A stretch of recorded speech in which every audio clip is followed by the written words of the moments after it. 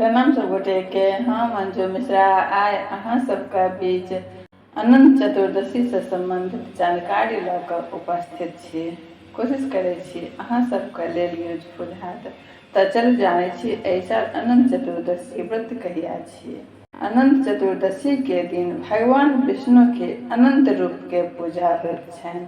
एहि दिन भक्त पूरा दिन उपवास राखै छथिन और विधि विधान से पूजा के बाद अनंत पवित्र धागा यानी रक्षा सूत्र, ई धागा कपास रेशम के बनल रहैत अछि और 14 गांठ होइत छै।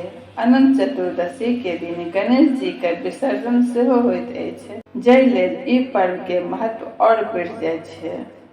एहि साल अनंत चतुर्दशी 17 सितंबर मंगलवार के पड़ि रहल यऽ। तो चलू हमर जानकारी यहाँ छल, फिर मिले छी अगला नया वीडियो में। ताबत तक जय मिथिला जय।